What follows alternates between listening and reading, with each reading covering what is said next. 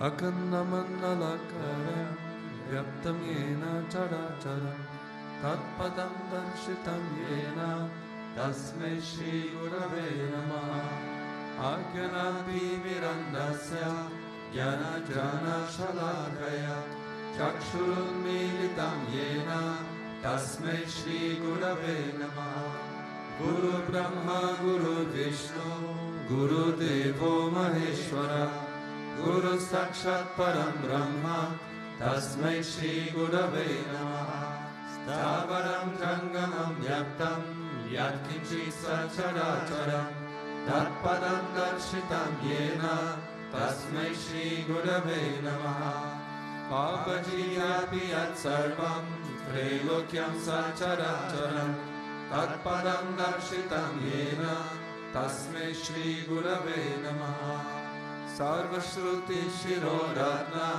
Virajita Padam Bhujaha Vedantam Bhuja Suryoya Tasmai Shri Gurave Namaha Chaitanya Shashvata Shanto Vyomatito Niranjanaha Vignunada Kalatita Tasmai Shri Gurave Namaha Jnana Shakti Samarudha Tattvamala Vibhushitaha Bhukti Mukti Pradata Cha Tasmai Shri Gurave Namaha Aneka Janma Samprapta Karma Bandha Vidahine Atma Jnana Pradhanena Tasmai Shri Gurave Namaha Shoshanam Bhava Sindhosha Jnapanam Sara Sampadaha Guru Padodakam Samyak Tasmai Shri Gurave Namaha Na Guru Radhikam Tattvam Na Guru Radhikam Tapaha Tattva Jnanat Param Nasti Tasmai Shri Gurave Namaha Manata Shri Jagannatha Madguru Shri Jagadguru Mamatma Sarva Bhutatma Tasmai Shri Gurave Namaha Guru Radhira Nadishcha Guru Paramadevata Guru Parataram Nasti Tasmai Shri Gurave Namaha Tvameva Mata Chapita Tvameva Tvameva Bandhuscha Saka Tvameva Tvameva Vidyadravinam Tvameva Tvameva Sarvam Mama Deva Deva Tvameva Sarvam Mama Deva Deva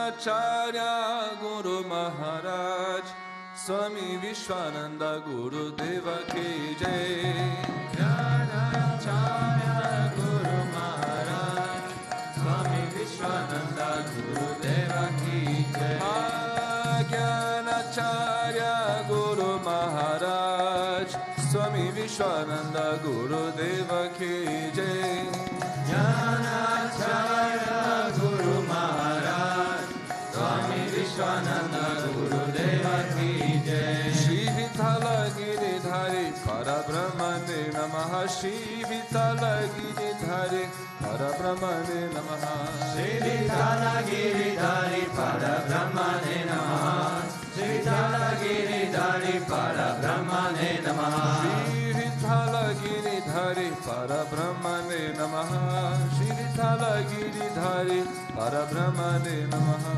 Shri Vithala Giridhari Parabrahmane Namaha Shri Vithala Giridhari Parabrahmane Namaha Bhakta Priya Shri Guru Charanam Swami Vishwananda Guru Deva Ki Jai Bhakta Priya Shri Guru Charanam Swami Vishwananda Guru Deva Ki Jai O Bhakta Priya Shri Guru Charanam Swami Vishwananda Guru Deva Ki Jai Bhakta Priya Shri Guru Charanam Swami Vishwananda Vishwananda Gurudeva ki jai.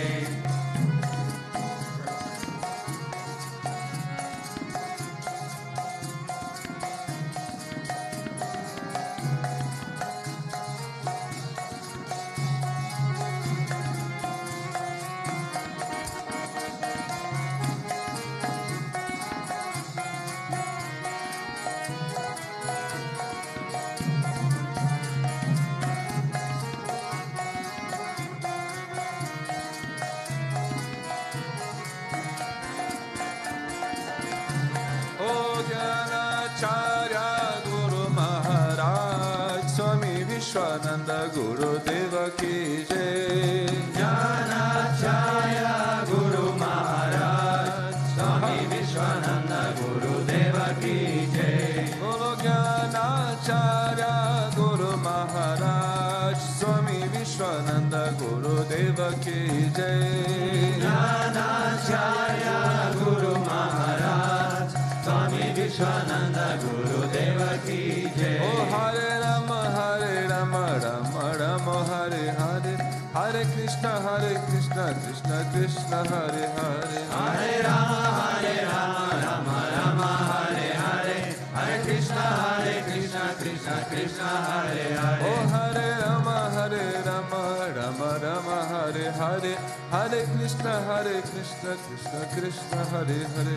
Hare Rama Rama Rama Hare Hare Hare Krishna Krishna Krishna Hare Hare. Bhakta Priya Shri Guru Charanam Swami Vishwananda Gurudeva ki jai. Bhakta Priya Shri Guru Charanam Swami Vishwananda Gurudeva ki jai. Oh Bhakta Priya Shri Guru Charanam Swami Vishwananda Gurudeva ki jai. Bhakta Priya Shri Guru Charanam Swami Vishwananda Gurudeva ki jai.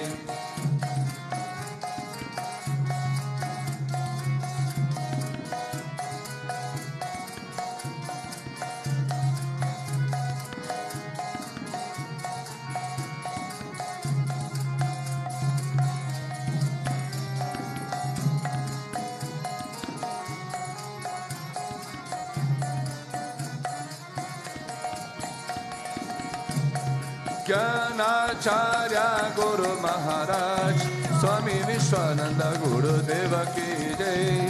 Jnanacharya Guru Maharaj Swami Vishwananda Gurudeva ki jai. Oh Jnanacharya Guru Maharaj Swami Vishwananda Gurudeva ki jai. Jnanacharya Guru Maharaj Swami Vishwananda Gurudeva ki jai. Shri Vithala Giridhari Parabrahmane Namaha. Shri Vithala Giridhari Parabrahmane Namaha. Shri Vithala Giridhari Parabrahmane Namaha. Shri Vithala Giridhari Parabrahmane Namaha. Shri Vithala Giridhari Parabrahmane Namaha. Shri Vithala Giridhari Parabrahmane Namaha. Shri Vithala Giridhari Parabrahmane Namaha. Shri Vithala Giridhari Parabrahmane Namaha. Bhakta Priya Shri Guru Charanam Swami Vishwananda Gurudeva ki jai. Bhakta Priya Shri Guru Charanam Swami Vishwananda Gurudeva ki jai. Bhakta Priya Shri Guru Charanam Swami Vishwananda Gurudeva ki jai. Bhakta Priya Shri Guru Charanam Swami Vishwananda Gurudeva ki jai. Jnanacharya Guru Maharaj Swami Vishwananda Gurudeva ki jai. Om Avatara Shishaya Namaha. Om Vishamaya Namaha. Om Devakarya Samudyakaya Namaha. Om Sushmatanave Namaha. Om Chimayaya Namaha. Om Guru Murtaye Namaha. Om Sundaraya Namaha. Om Sulochanaya Namaha. Om Sumukhaya Namaha. Om Charvasaya Namaha. Om Keshavaya Namaha. Om Padma चतुर्भुजाय नमः ॐ मन्दगमनाय नमः ॐ चर्मवरदलिने नमः ॐ रामाय नमः ॐ मन्दिरस्थपकाय नमः ॐ सिद्धिप्रवर्चकाय नमः ॐ गायत्र्यज्वने नमः ॐ अर्पणस्वीकारकाय नमः ॐ विष्णुपूजकाय नमः ॐ नमो नारायणेति मन्त्रोपासकाय नमः ॐ स्वरमयाय नमः ॐ मधुरकर्ताय नमः ॐ कृष्णसङ्कीर्तनलोलुपाय नमः ॐ स्तोत्रप्रियाय नमः ॐ मितभाषिणे नमः ॐ भग्मिने नमः ॐ चित्रकालिशरदाय नमः ॐ व्रतधराय नमः ॐ सद्भवे नमः ॐ जगत्पन्ताय नमः ॐ सर्वलोकहिताय नमः ॐ भक्तप्रियाय नमः ॐ सुरताय नमः ॐ अनुकूलाय नमः ॐ नेयाय नमः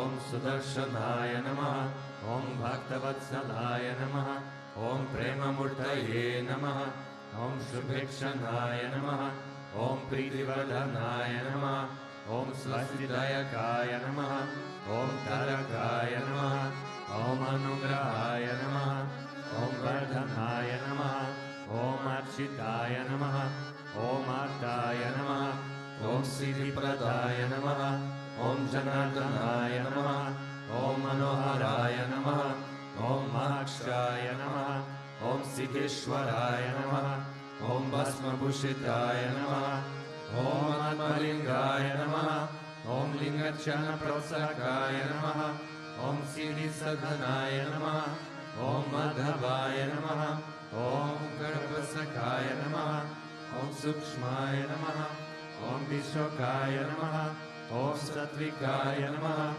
ॐ समदर्शिने नमः ॐ दक्षाय नमः ॐ अचिन्त्याय नमः ॐ निरङ्काराय नमः ॐ निर्मोहाय नमः ॐ अव्यग्राय नमः ॐ चित्तक्रोधाय नमः ॐ विनयशीलाय नमः ॐ स्वदशाय नमः ॐ कुशलाय नमः ॐ क्षमाय नमः ॐ सत्यधर्माय नमः ॐ निर्विकल्पाय नमः ॐ विरक्ताय नमः ॐ अतीन्द्राय नमः ॐ सत्यसन्धाय नमः ॐ पवित्राय नमः ॐ मधुरस्वभावाय नमः ॐ सुरनन्दाय नमः ॐ नन्दनाय नमः ॐ प्रसन्नात्मने नमः ॐ भक्तनिधये नमः ॐ साक्षये नमः ॐ समात्मये नमः ॐ सदयोगिने नमः ॐ हरये नमः ॐ सुतपाय नमः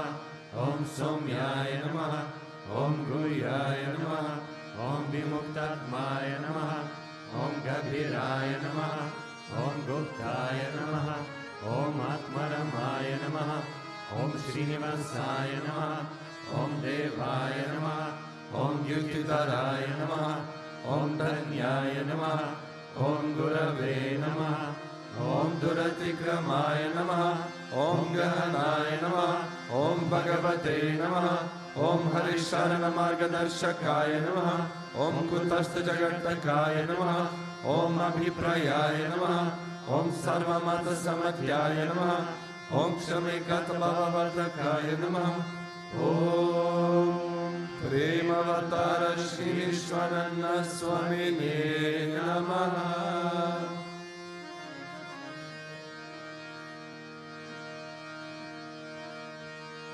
आतो देवा आवन्तुनो यतो विष्णु विचक्रमे पृथिव्यः सप्तधामापिः इदं विष्णु विचक्रमे त्रेधा निदधे पदं सामूर्धमस्य भागुं सुरे त्रीणि पदा विचक्रमे विष्णुरूपा अताभ्यः अतो धर्माणि धरेणे विष्णु कर्माणि पश्यत यतोः वृतानि पश्पसे इन्द्रस्य युजसगाः तद्विष्णोः परमं पदगुं सदा पश्यन्ति सूर्यः दिविव चक्षुरा ततं तद्विप्रसो विपन्यवो जागृवागुं समिन्दते विष्णु यत् परमं पदम्।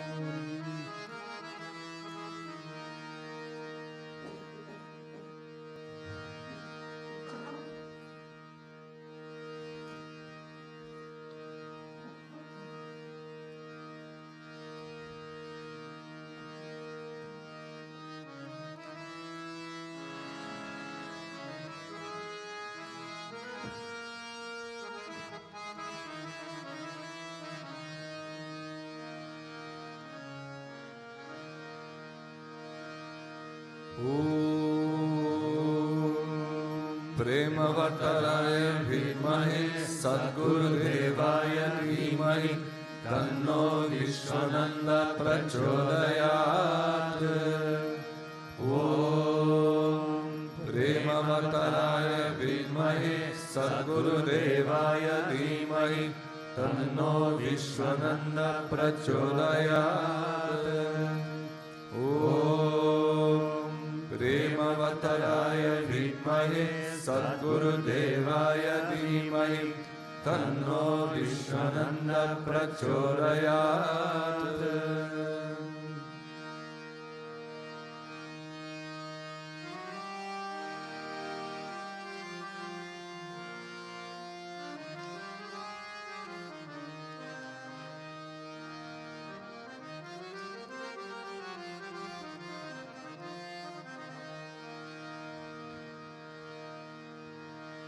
गोविंदा। ओम वक्रतुंड महाकाय सूर्यकोटि समप्रभा निर्विघ्नं कुरु मे देव सर्वकार्येषु सर्वदा सर्वकार्येषु सर्वदा। ओम भूर्भुवस्वः तत्सवितुर्वरेण्यं भर्गो देवस्य धीमहि धियो यो न प्रचोदयात्। ओम भूर्भुवस्वः तत्सवितुर्वरेण्यं भर्गो देवस्य धीमहि धियो यो न प्रचोदयात्। ओम भूर्भुवस्वः तत्सवितुर्वरेण्यं भर्गो देवस्य धीमहि धियो यो न प्रचोदयात्।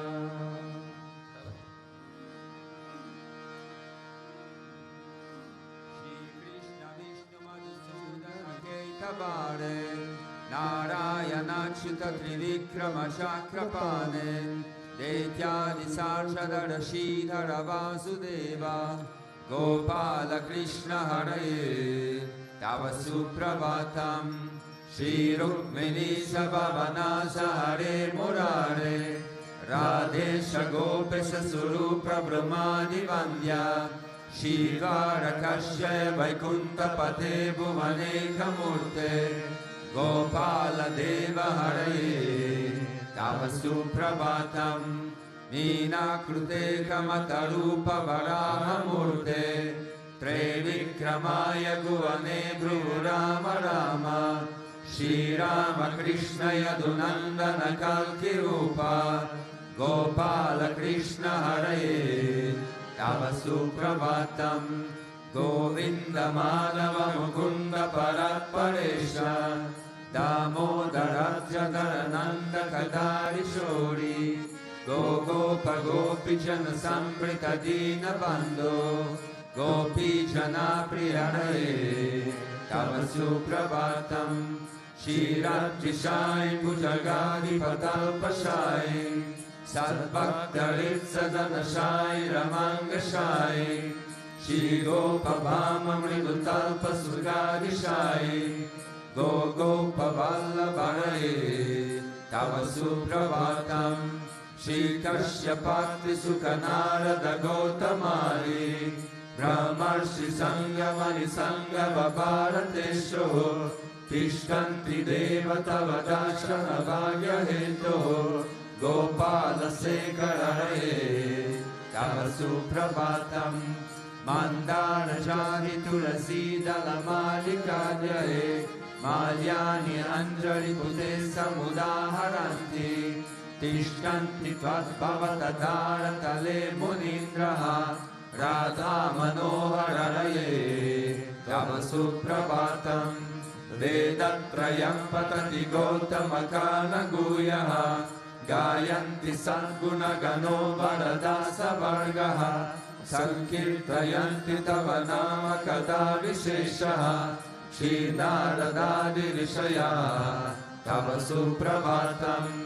गोवर्धनोदरन गोपकिशोर गोप गोपी जनामृत सुवेश भवादिपोता त्रैलोक्य मोहन सुमंगल दिव्य देहा Shri Rukminisha Varada Tava Suprabhatam Shri Vatsachina Sharanagata Parijata Bhaktarti Vanjana Kripakara Dina Bandho Divyanta Gayati Janapriya Divya Rupa Shri Nanda Gopatanaya Tava Suprabhatam Padmaksha Padma Mukha Padmadara Prameya Padmalaya Srarita Padma Nivasa Shori Padmodbhavati Surasevita Pada Padma Padmadhinata Haraye Tava Suprabhatam Vrindakale Viharanaya Mahendra Vandya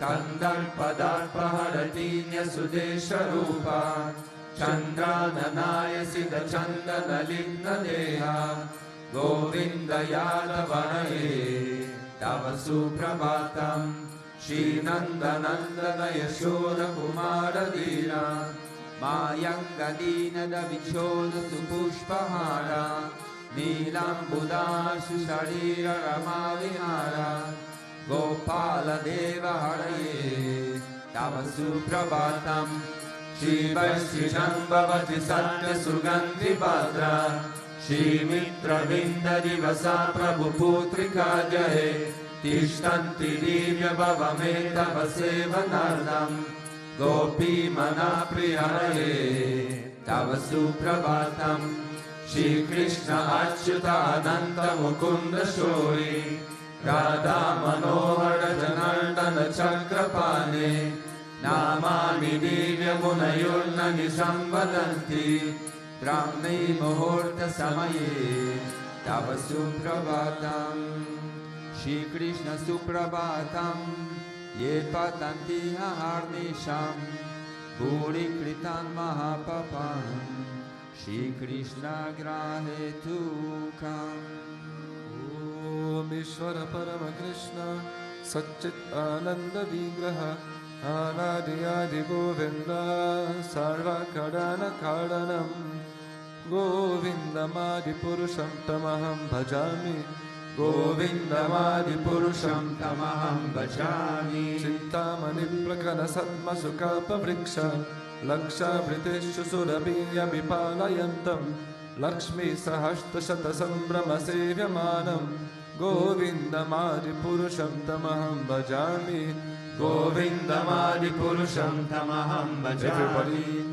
Venum Bhavantamaravindra Dayaya Taksham Bharavasam Samasitam Buddha Sundarangam Kandarpa Kodika Maniya Vishesha Shobham Govindamadi Purusham Tamaham Bhajami Govindamadi Purusham Tamaham Bhajami Alola Chandra Kala Satvana Manya Vamsi Ratna Gadam Pranayakini Kala Vilasam Shamam Tribhanga Lalitam Niyata Prakasham Govindamadi Purusham Tamaham Bhajami Govindamadi Purusham Tamaham Bhajami Angani Yasya Sakalendriya Vittimanti Pashyanti Panti Kalayanti Chiram Jaganti Ananda Chinmaya Sarujvala Vigrahasya Govindamadi Purusham Tamaham Bhajami Govindamadi Purusham Tamaham Bhajami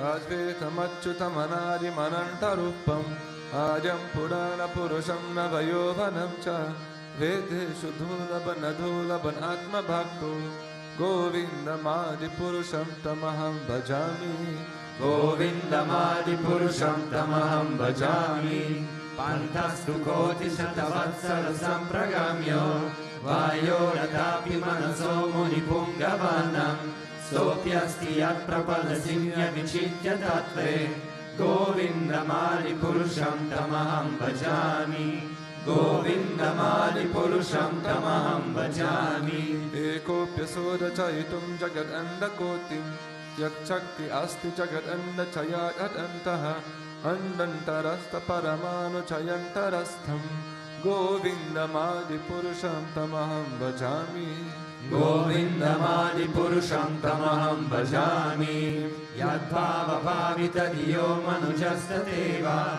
Samprapya Rupa Mahima Sanayana Bhushaha श्रुतेर्यमेव निगमा प्रतितैस्तुवन्ति गोविन्दमादिपुरुषं तमहं भजामि गोविन्दमादिपुरुषं तमहं भजामि आनन्द चिन्मय रस प्रतिमा विताभिस्ताभिः एव निजडुपतया कलाभिः गोलोक एव निवसत्यखिलात्मभूतो गोविन्दमादिपुरुषं तमहं भजामि गोविन्दमादिपुरुषं तमहं भजामि प्रेमाञ्जनाश्रितभक्तिविलोचनेन सन्तः सदैव हृदयेषु विलोकयन्ति यं श्यामसुन्दरमचिन्त्य गुणस्वरूपं गोविन्दमादिपुरुषं तमहं भजामि गोविन्दमादिपुरुषं तमहं भजामि रामादिमूर्तिषुकलानियमेन तिष्ठन्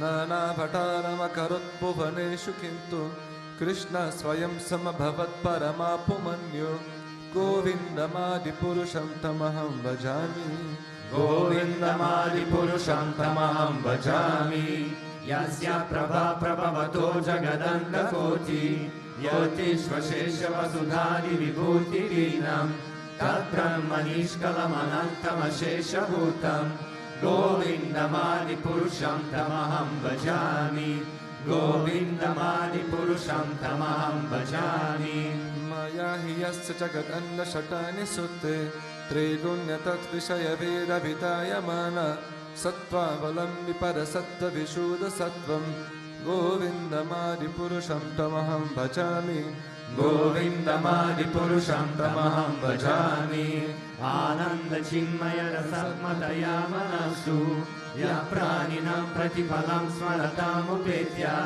लीलाहितेन भुवनानि जयातयस्रं गोविन्दमादिपुरुषं तमहं भजामि गोविन्दमादिपुरुषं तमहं भजामि गोलोकनं निजडं निचले च तस्य देवी महिषहरिधाम सुतेषु तेषु ते ते प्रभावनिचया विहितश्च येन गोविन्दमादिपुरुषं तमहं भजामि गोविन्दमादिपुरुषं तमहं भजामि सृष्टिस्थितिप्रलयसाधनशक्तिरेका चायेव यस्य भुवनानि विभाति दुर्गा इच्छानुरूपमपि यस्य च चेष्टते सा गोविन्दमादिपुरुषं तमहं भजामि गोविन्दमादिपुरुषं तमहं भजामि क्षीणं यतादनिविकारविशेषयोग सञ्जायते न हि ततः पृथगस्ति हेतुः यः सम्भुतन्नपि तथा समुपैति कार्यात्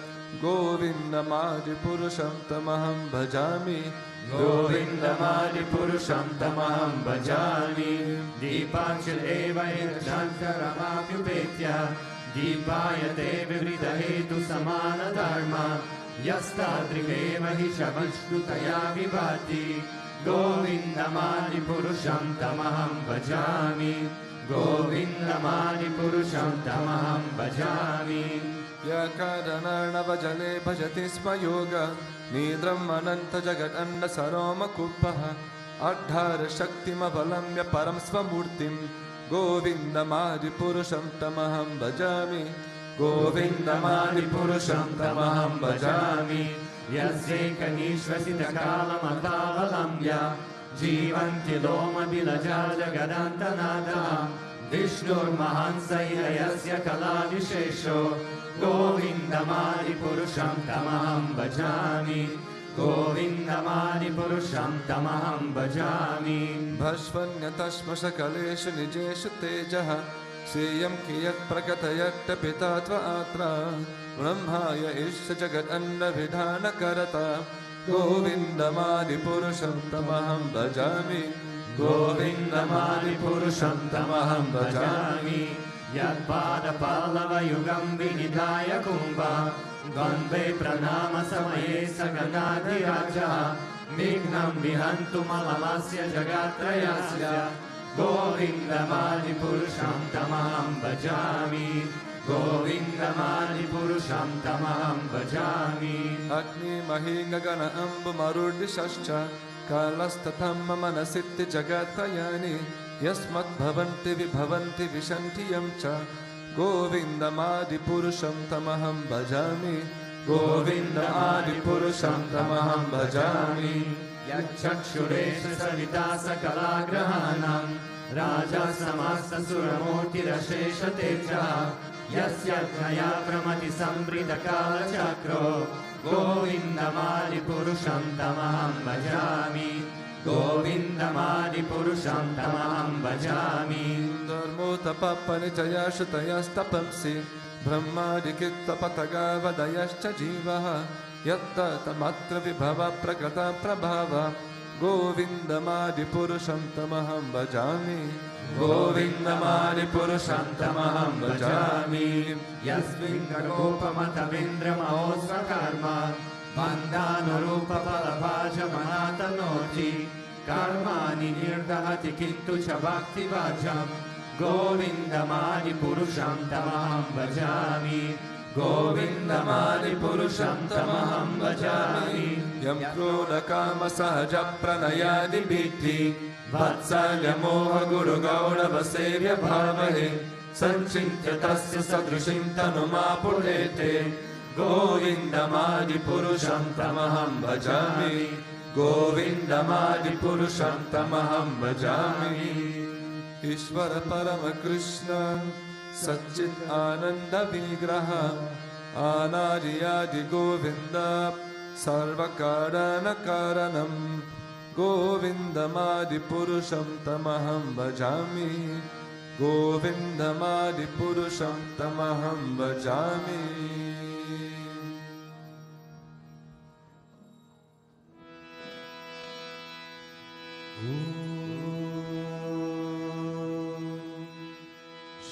गुरुभ्यो नमः हरि ओम् हिरण्यवर्णामरिणीं सुवर्णरजतस्रजां चन्द्रां हिरण्मयीं लक्ष्मीं जातवेदो महावहा तां महावह जातवेदो लक्ष्मीमनपगामिनीं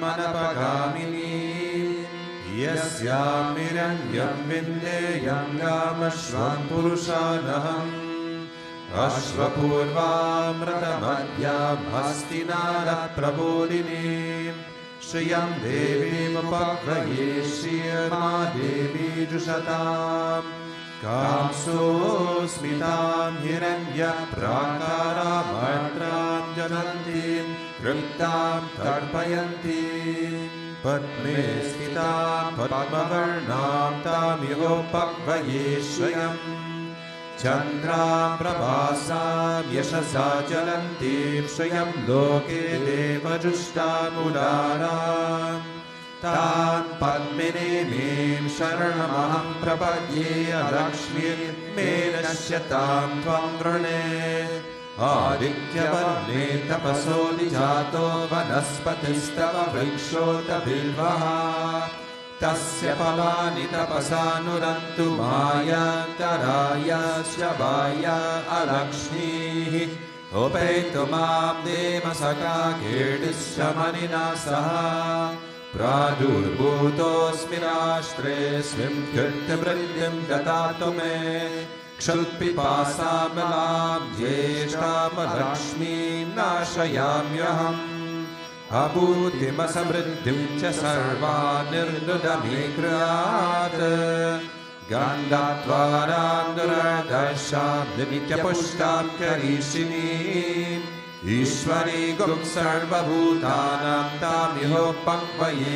स्वयम् मनसा काममाकूतिं वाचः सत्यमशीमहि पशूनां रूपमन्नस्य महिषी शयतां यशः कर्तवेन प्रजा भूता मयि सम्भव कर्दमा श्रियं वासय मे कुले मातरं पद्ममालिनीम् आपसृजन्तु स्निग्धानि चिक्लीतवस मे गृहे निच देवी मातरं श्रियं वासय मे कुले आर्द्रां पुष्करिणीं पुष्टिं सुवर्णामेव मालिनीं सूर्यामिरण्मयीं लक्ष्मीं जातवेदो महावहा आर्द्रां यक्करिणीं यष्टिं पिङ्गलां पद्ममालिनीं Chandramiranmayim Lakshmim Jatavedo Mahavaha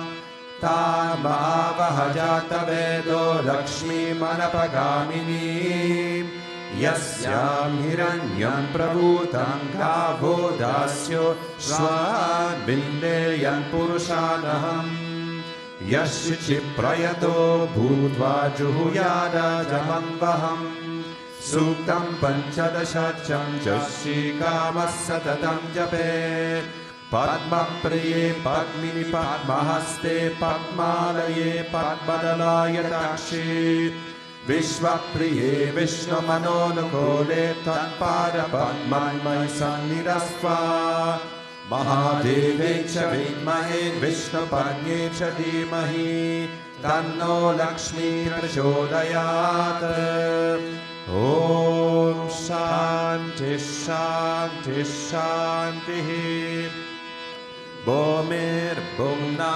Jovarinantariksham Mahitva Upastete Devati Teknamanada Mannadhyayadade Ayango Prishnirakrami Rasanan Mataram Punaha Pitaram Chaprayan Suvaha Trigum Shaddama Virajati Vakpatangaya Shishaye Pragyasya Bahadyubihi Asya Pranadapanam Yandascharadirochana Vyakyam Mahishasuvaha Yatva Kritaparovapamanyuna Yadavartya Sukalpamagne Tattavapunasto Tipayamasi Yatte Manyuparoptasya Prithvi Manudakvase Aditya Vishve Tatteva Vasavascha Samabaran Manojyotirjushatamacham Vichennam Yajnagum Samimam Datato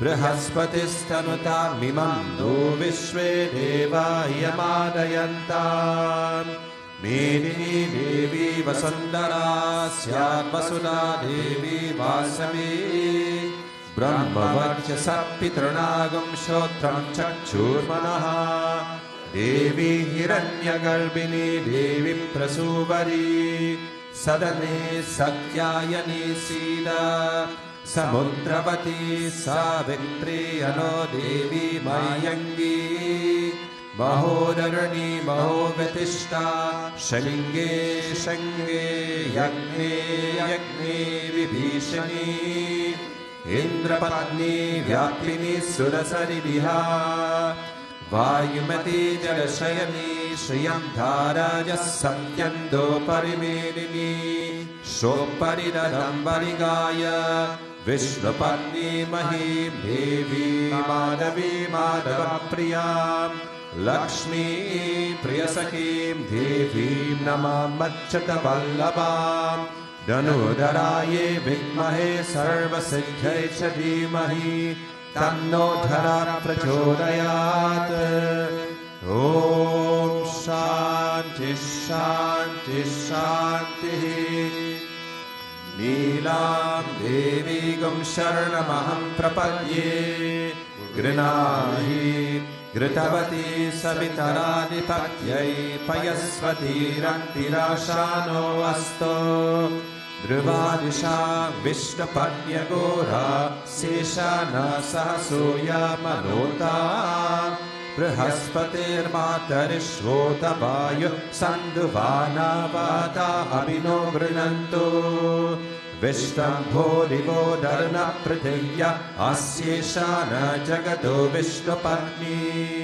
Mahadevecha Vidmahe Vishnupatni Cha Dhimahi Tanno Neela Prachodayat Om Shanti Shanti Shanti Shri Gurubhyo Namaha Harihi Om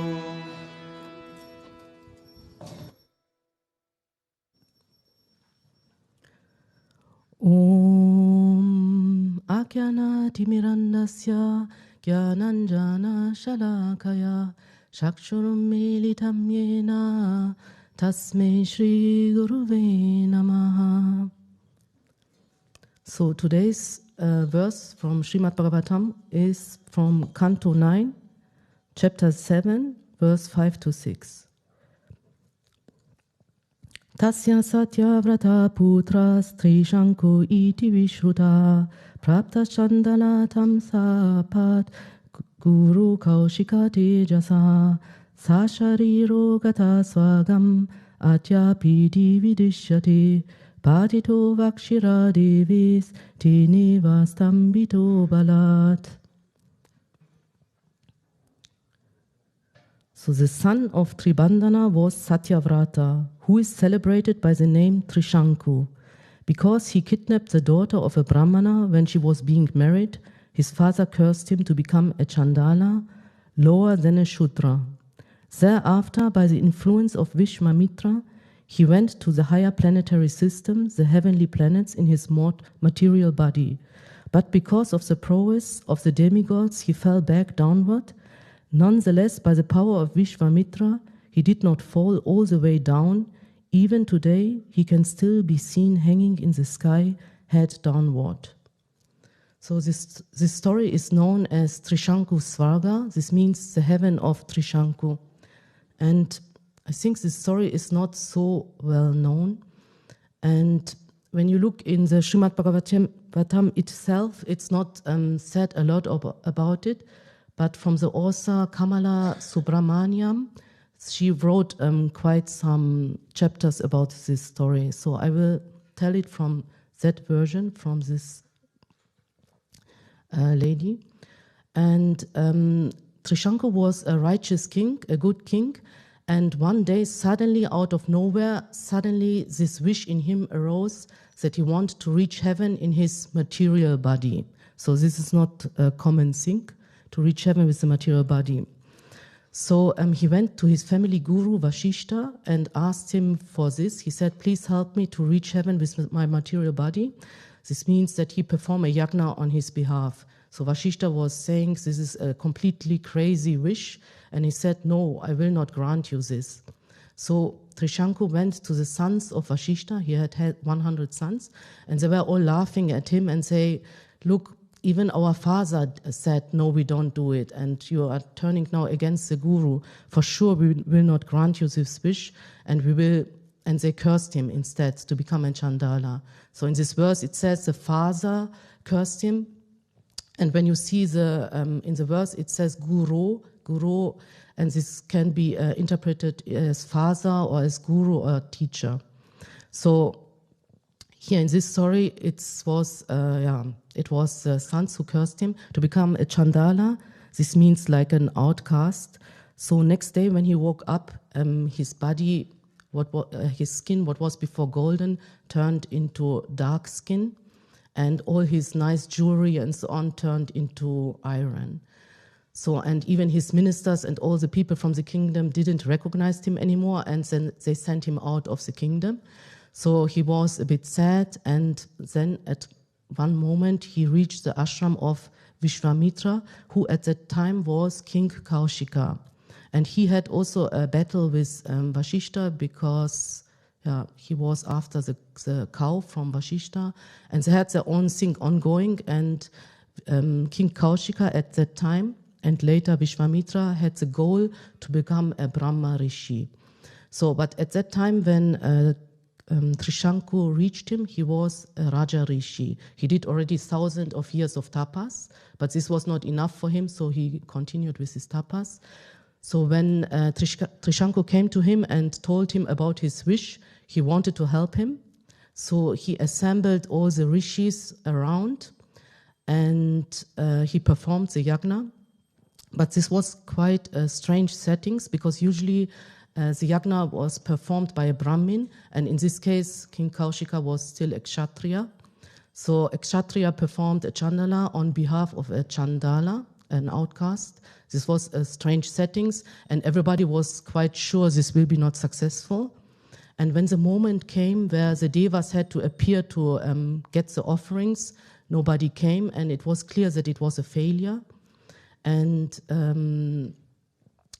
I say now Vishwamitra because it's too complicated always to say King Kaushika. So Vishwamitra got very angry and he raised his spoon and said, with all my tapas, all the merit what I accumulated by now, and with all the merit, Trishanku rise, he said. And with his spiritual power, Trishanku really started to raise into heaven, to the amazement of everybody. And he disappeared in the clouds, and when he was about to reach heaven, then Indra was quite upset, and he sent him down backwards. So he was falling with his head down, and again Vishwamitra with his power stopped in midway. So he stopped in the middle between earth and heaven, and what Vishwamitra did, he created a new heaven for Trishanku. Therefore, this name Trishanku Svarga. So he created a new heaven, and then he started also to create the planets around it, the skies and everything, and the stars. And the Devas and Indra tried to stop him, because he wanted also to create a new Indra. So, and they promised him that this Trishanku can stay there forever. So everybody was somehow happy, but when we think about it, so Trishanku is now upside down in the middle of heaven, somehow new created heaven. So when I was thinking, what is this story about? I was thinking, imagining this picture of one person being in somehow in heaven and be stuck upside down. I was thinking it's not a pleasant situation. And I was thinking it's somehow like an in-between state. And I searched in satsangs of Guruji when he's talking about to be stuck in some states. And someone asked actually Guruji this question in this one satsang, what I found. They asked him that some people are immersed in God and dedicated to God, and some people are running away from this state, and they are like in the world, they are like kept by Maya, catched by Maya. And then Guruji said, no, it's actually not only 2 states, it's actually 3 states, he said. And he was talking about these 3 kind of happiness. So he said there is this sattvic happiness, and in sattvic happiness, one is completely immersed in God. You are remembering God all the time, but you still do your duty, but everything what you are doing, you are offering to God. Everything is a remembrance to God. And he said those kind of people are acting selflessly. Then the second happiness is rajasic happiness, and there he said people are only partial dedicated to the spiritual path and in God. And he said, you see also, this is what he said, people coming to the ashram, they are dressing nicely in sari, putting their tilaks on, but he said somehow they are hypocrites, because then when they go home, then they are back in the world and they are not remembering God. And he said those people's aim is also selfish. They want to aim something for themselves. And then the third one is the tamasic people, and Guruji said those people are at least not hypocrites because they don't even pretend that they're interested in spirituality. They're living completely in the world and they're enjoying world. And he said, but let's see to which state. And when we are now putting back this image from Trishanku, then we can say maybe that he's in this rajasic happiness, that he's like in this in-between state, because he's somehow forced also to go to heaven, because you can't reach heaven by force. And when you see at the saints, they are completely immersed in God. They have no wish. They are completely desireless. And Guruji said, actually, this is the secret of God realization, that you have actually no desire and you care about nothing. The only desire what you have is for God. And this Trishanku, he had this desire to reach heaven in his material body, and he was not in this state of being completely immersed in God, but somehow he tried to force it, and with the help of Vishwamitra, he could reach this, and Vishwamitra somehow used all his tapas from thousands of years to make it happen for Trishanku to reach this in my opinion, not pleasant state. So, and yesterday I was on the phone with my mother and I told her the story about this Trishanku. And then she said, yeah, but Tukaram also reached heaven, Vaikuntha, with his material body. And then I was thinking, okay, I will look for this. And I looked into the book from Tukaram, and there was written, that he really, that he went with his material body, because I remember there was this story when everybody was assembled, and when Garuda came and took him to Vaikuntha in the state how he was, means in his material body. And when I looked there, and was written in this book, it was written before he left to Vaikuntha, he wrote his last Abang. And in this he wrote, like, if you also want to go home like he is now doing to Vaikuntha, then chant Vittala Vittala and sing always the name of Krishna and Rama. And then he said he will go to Vaikuntha.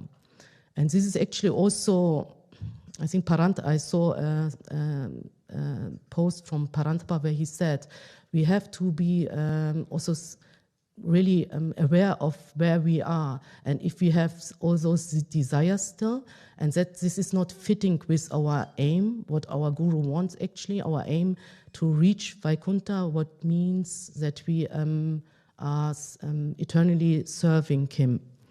So coming also back to Guruji's satsang, where he was talking about these three states, he said it's about that we have to see in which state we are. Yeah? We have to be aware in which state we are. And when I was thinking of this Trishanku picture, I was reflecting about myself. I was thinking, am I also so sincere about the spiritual path? I mean, for sure I'm on the spiritual path and I'm doing more or less what Guruji asked, but sometimes we are so pleasant or comfortable in what we are doing that we are sometimes thinking we are doing everything, but sometimes this may be not the case. And coming back of this desireless state, what Guruji emphasized a lot, that it's important to have no desires. And I think someone asked him even how to reach this state, to be like desireless and don't care. Don't care means like to know that God is taking care, God and Guru is taking care of everything. Then Guruji said it's by the grace of Guru and God. And he said also, if you reach this desireless state, then you are really fully surrendered. But till we are not really desireless, then we are not really surrendered. And I think the ways how to might be reaching this state is really through the help from Guruji, because he can make us also, for example, when we have a desire for something, he can make it happen that we don't desire it anymore. I don't know if it's a good example, but for example, with me, when he, for example, give blessing or prasad to everybody, really very, very often in my past, what I'm knowing Guruji, I think 14 years, very, very often he really almost give it to everybody but me. So when there was 250 people in a room and he was throwing prasad to everybody, then he really made sure that I don't get it. Or when he, for example, went in the tent to everybody to give the chandan on the forehead, then even he was stopping in front of me, looking at me, and then passing on to someone else and not giving me this. And I was really suffering also for some time. And also after Navaratri, for example, when he gave the blessing with the Kailash, I think I almost never got some blessing. And once a person was next to me and was quite upset that he didn't got the blessing. And I said, don't worry, for me it's like normal. I never get it and it's okay. So I don't know if it's really like this, but I think at one point you don't care really anymore if you get it or not, because it becomes so normal. And I think Guruji can do it with everybody differently, with the desires what they have, that he really can make it that you somehow don't want it anymore. So, Jai Gurudev.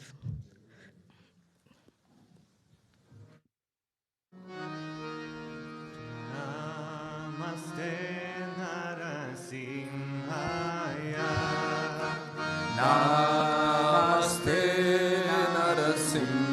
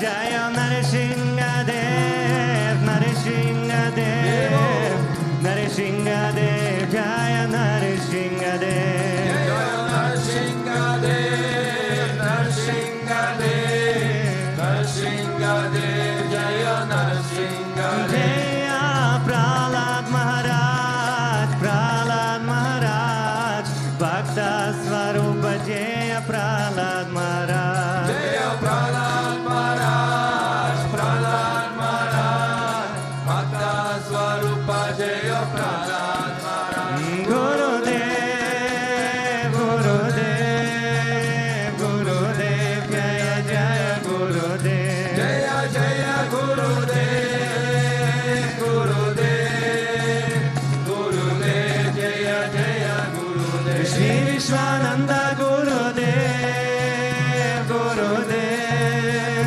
Gurudev, Shri Vishwananda Gurudev. Shri Vishwananda Gurudev, Gurudev, Gurudev, Shri Vishwananda Gurudev.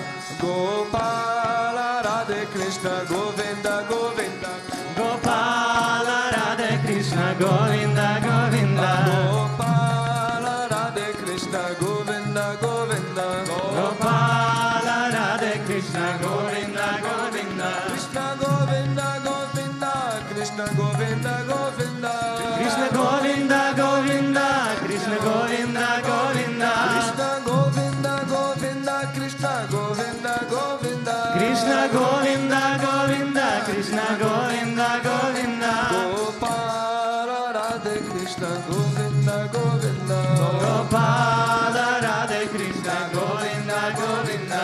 Gopala Radhe Krishna Govinda Govinda. Gopala Radhe Krishna Govinda Govinda. Krishna Govinda Govinda, Krishna Govinda Govinda. Govinda Govinda, Krishna Govinda Govinda. Krishna Govinda Govinda, Krishna Govinda Govinda. Krishna Govinda Govinda, Krishna Govinda Govinda. Krishna Govinda Govinda, Krishna Govinda Govinda. Krishna Govinda Govinda, Krishna Govinda Govinda. Krishna Govinda Govinda, Krishna Govinda Govinda. Krishna Govinda Govinda, Krishna Govinda Govinda. Gopala Radhe Krishna Govinda Govinda. Gopala Radhe Krishna Govinda Govinda. Gopala Radhe Krishna Govinda Govinda. Gopala Radhe Krishna Govinda Govinda.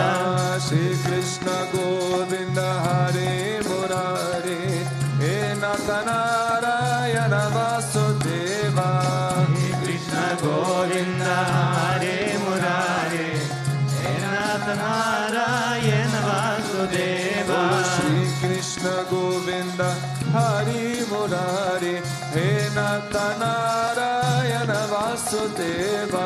Shri Krishna Govinda Hare Murari He Nata Narayana Vasudeva.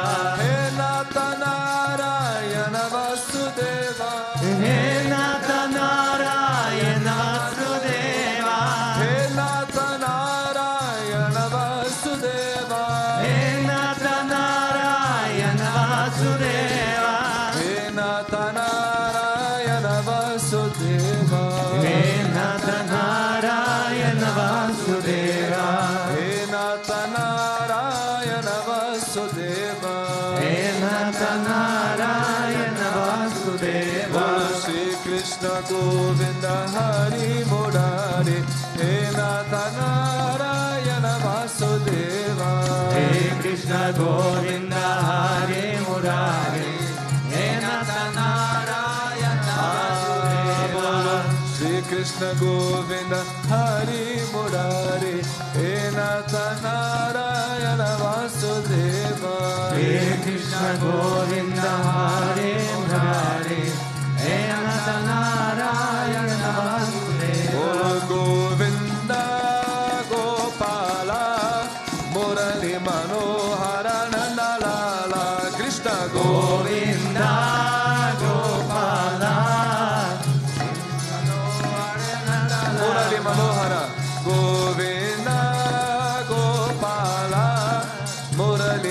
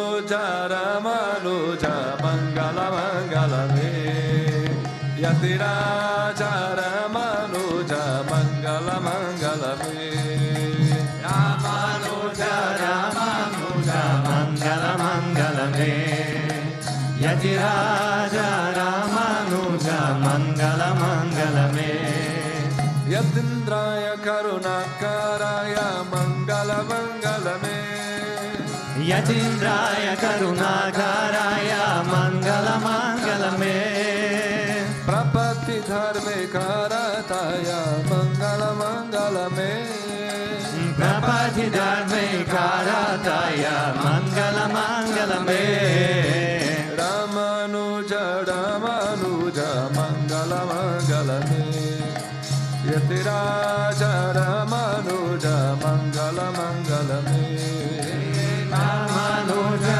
Ramanuja Mangala Mangala Me Yatiraja Ramanuja Mangala Mangala Me Saligrama Pratishtitaya Mangala Mangala Me Saligrama Pratishtitaya Mangala Mangala Me Tridanda Darine Goda Grajaya Mangala Mangala Me Tridanda Darine Goda Grajaya Mangala Mangala Me Ramanuja Ramanuja Mangala Mangala Me Yatiraja Ramanuja Mangala Mangala Me Ramanuja Ramanuja Mangala Mangala Me Yatiraja Ramanuja Mangala Mangala Me Range Sakin Kadyadataya Mangala Mangala Me Range Sakin Kadyadataya Mangala Mangala Me Mananataya Darini Daraya Mangala Mangala Me Mananataya Darini Daraya Mangala Mangala Me Ramanuja Ramanuja Mangala Mangala Me Yatiraja Ramanuja Mangala Mangala Me Ramanuja Ramanuja Mangala Mangala Me Yatiraja Ramanuja Mangala Mangala Me Om Jai Lakshmi Mata Meya Jaya Lakshmi Mata Tumako Nishadina Sevata Tumako Nishadina Sevata Ara Vishnu Vidata Om Jaya Jagadidare